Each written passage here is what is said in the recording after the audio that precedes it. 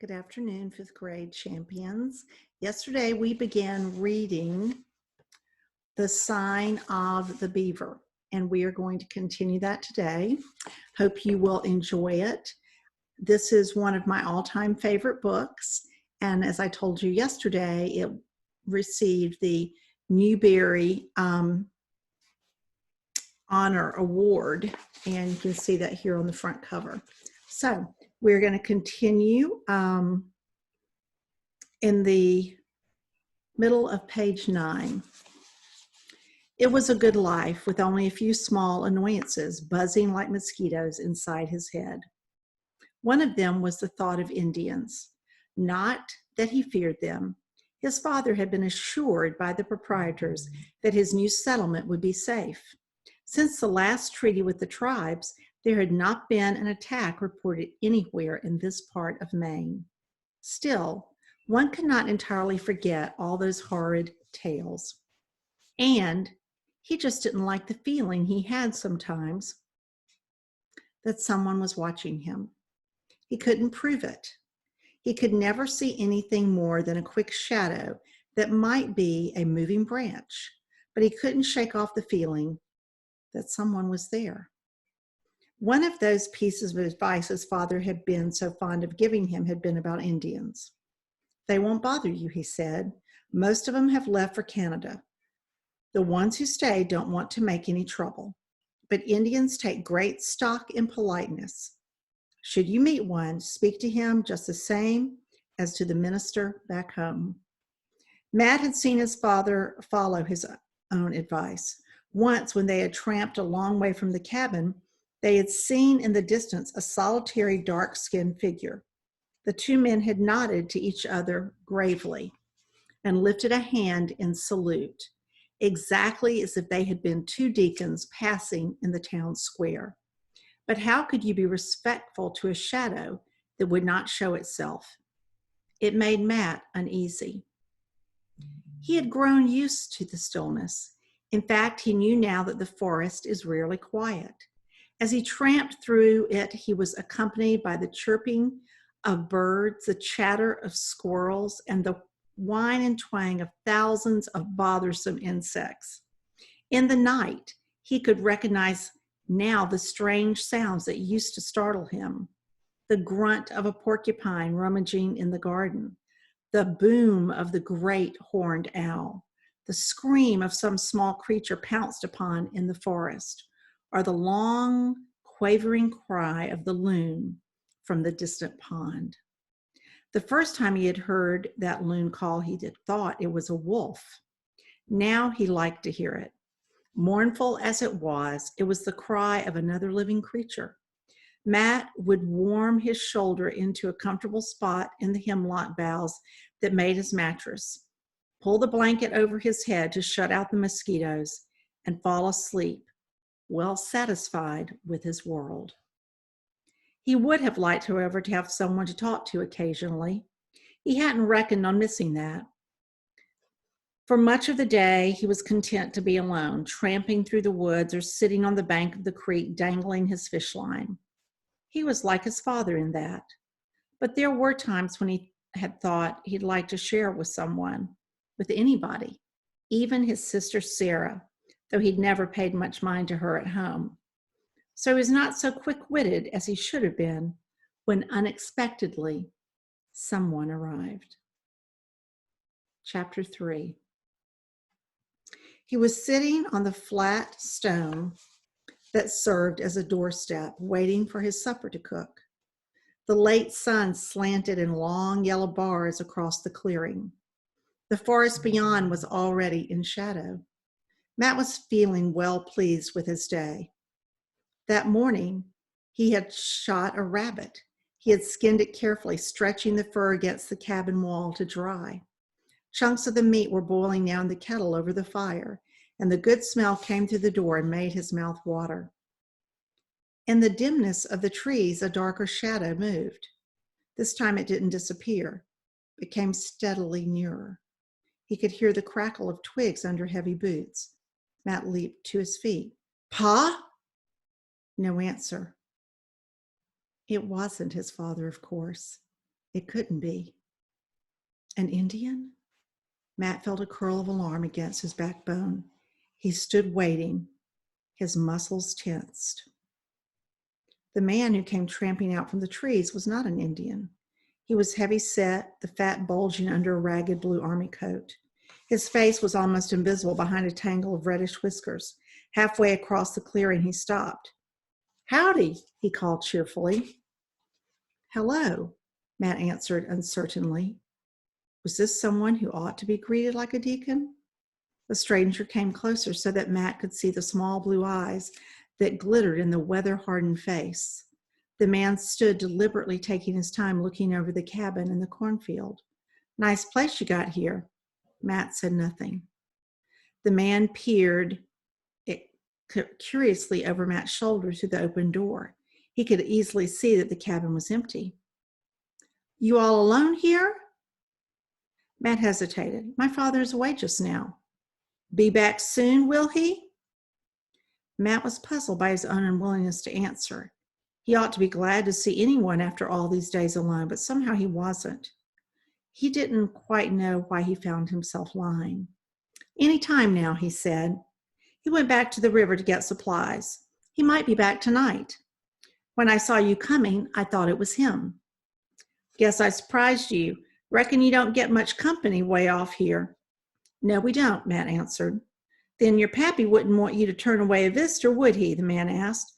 "Thought maybe you'd ask me to stay for supper. I got a whiff of it half a mile off." Matt remembered his manners. The man's easy grin was beginning to wipe away some of his doubts. "Of course," he said. "Come in, sir." The man snorted. "Ben's the name," he said. "You may have heard of me in the river town." "We didn't stay in the town very long," Matt answered. He hurried now to light a candle. The stranger stood inside the door, taking in every inch of the small room. "Your pappy knows how to build a good, tight house," he said. "You reckon on staying here for good?"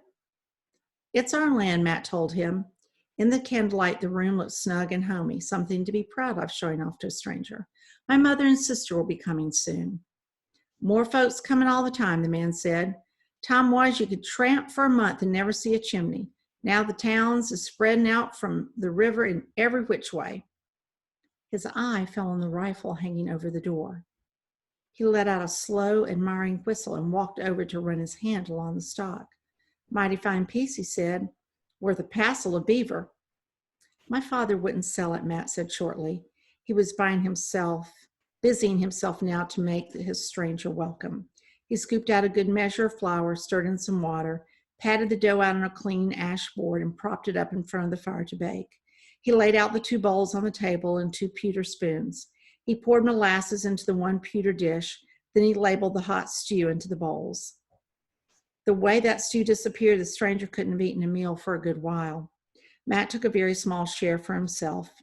He pulled back his hand and watched the man snatch the last bit of corn cake, sopping up the last of the molasses with it.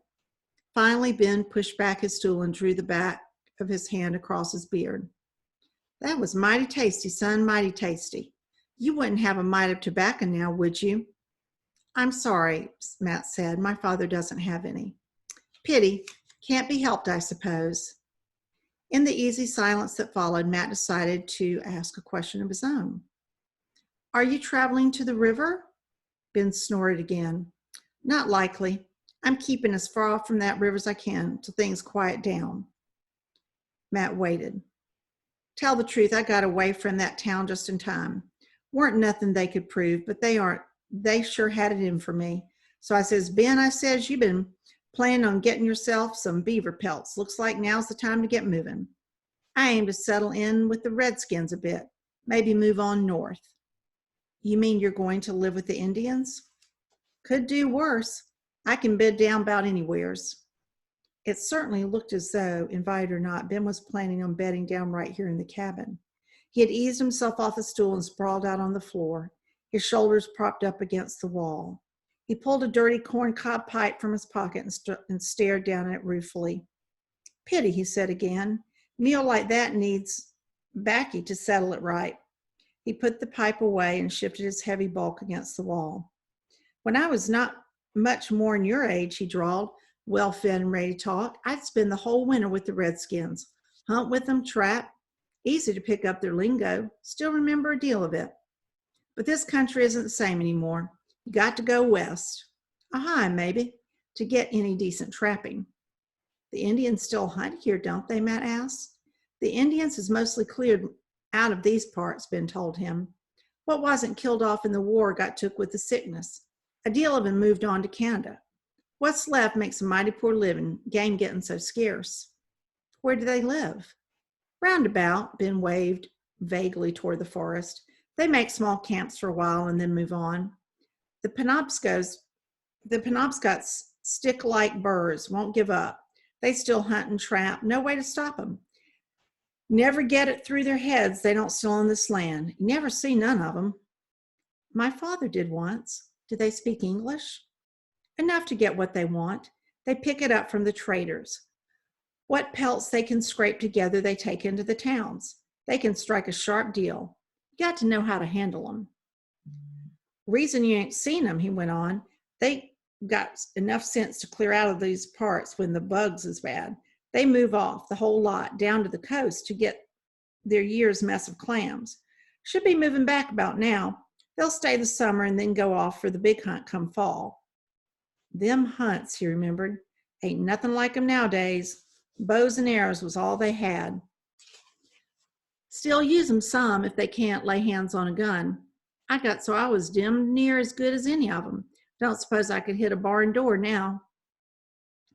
Ben's voice drawled on, thickened with food and drowsiness. He told of the big moose hunts of his days with the Indians. He had fought in the recent war against the French, and he had despised them for stirring up the Indians against the main settlements. He seemed to have single-handedly shot down half the French army. Especially hated the Jesuit priest who had egged the Redskins on, and he had once been part of an expedition that broke into a chapel and smashed the popish idols. Once he had been taken captive by the fierce Iroquois, who were set on putting him to torture, but he had been too smart for them and escaped in the night. Listening, Matt couldn't make the man out. To hear him talk, he had been as big a hero as Jack the Giant Killer, but he didn't look the part. He had certainly fallen on hard times of late. No doubt about it, however, he could tell a good story. The man's voice was trailing off, and he slumped lower and lower. Presently, he was sprawled flat on the floor and snoring. It was clear enough that he could bed down anywhere. At least he hadn't taken over Matt's bed. Matt moved about quietly, though he doubted anything could disturb his guest. He cleaned off the bowls with his twig brush, then he banked the fire with ashes. Finally, he settled down on his hemlock mattress. But he couldn't sleep. He lay staring up at the log roof even after the last flickers of firelight had died away, and the cabin was in darkness. He couldn't quiet his uneasy thoughts. Bragging about his adventures by the fire, Ben had seemed harmless, just a fat, tired old man grateful for a good meal. To be honest, Matt had enjoyed his company. Now he began to worry. How long was Ben going to stay? He was sure to find out soon that Matt was living alone. When he did, would he decide it was more comfortable here than in an Indian village? At the rate he had wolfed down that supper, the flour and molasses wouldn't hold out long. Would he expect Matt to go on providing meals and waiting on him? And why had he left that town on the river in such a hurry? Was there really some charge against him? Was he dangerous? Perhaps even a murderer? At the thought, Matt sat up on his pine bed. He'd been sensible to stay awake and on guard. He'd have a mind to fetch down his father's rifle and keep it near at hand. Then he felt ashamed. What would his father say about begrudging a stranger a meal and a night's rest? All the same, he was determined not to shut his eyes that night. We'll stop there, and we'll continue tomorrow, fifth graders. Thanks so much. Hope you're doing well. Take care now. Bye.